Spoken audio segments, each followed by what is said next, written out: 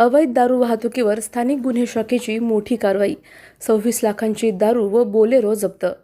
नंदुरबार स्थानिक गुन्हे शाखेने अवैध दारू वाहतुकीविरोधात मोठी कारवाई करत तब्बल 26,800,000 रुपयांचा मुद्देमाल जप्त केला आहे. या कारवाईत बोलेरो वाहनासह रॉयल ब्ल्यू कंपनीच्या दारूचे 198 खोके जप्त करण्यात आले असून एका आरोपीस ताब्यात घेण्यात आले आहे.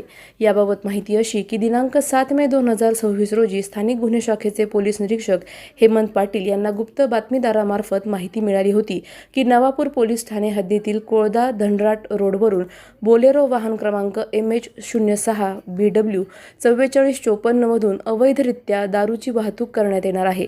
माहिती खात्रीशीर असल्याने पोलीस निरीक्षक हेमंत पाटील यांनी तातडीने पथकाला कारवाईसाठी रवाना केले.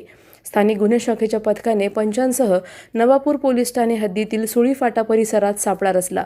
दरम्यान कोळदा गावाकडून येणारी संशयित बोलेरो गाडी दिसताच पोलिसांनी तिला थांबवले. वाहन चालकाकडे चौकशी केली असता त्याने आपले नाव शिवाजी बाबूराव चौधरी असे सांगितले. वाहनामध्ये काय आहे अशी विचारणा केली असता चालकाने भाताच्या सालीच्या गोण्या असल्याचे सांगितले. मात्र चालकाची घाबरलेली अवस्था पाहून पोलिसांना संशय आला. वाहनाची तपासणी केली असता त्यामध्ये रॉयल ब्ल्यू कंपनीच्या दारूचे तब्बल 198 खोके आढळून आले. पोलिसांनी वाहनासह एकूण 26,800,000 रुपयांचा मुद्देमाल जप्त केला. या प्रकरणी नवापूर पोलीस ठाण्यात गुन्हा रजिस्टर क्रमांक 464/2026 नुसार महाराष्ट्र दारूबंदी कायद्यातील कलम 65 व 108 प्रमाणे गुन्हा दाखल करण्यात आला असून पुढील तपास सुरू आहे. ही कारवाई स्थानिक गुन्हे शाखेचे पोलीस निरीक्षक हेमंत पाटील यांच्या मार्गदर्शनाखाली पोलीस उपनिरीक्षक Mukesh Pawar, police head constable Jitendra Tamboli, Bapu Bagul, Jitendra Torvan व नितीन गांगुर्डे यांनी केली.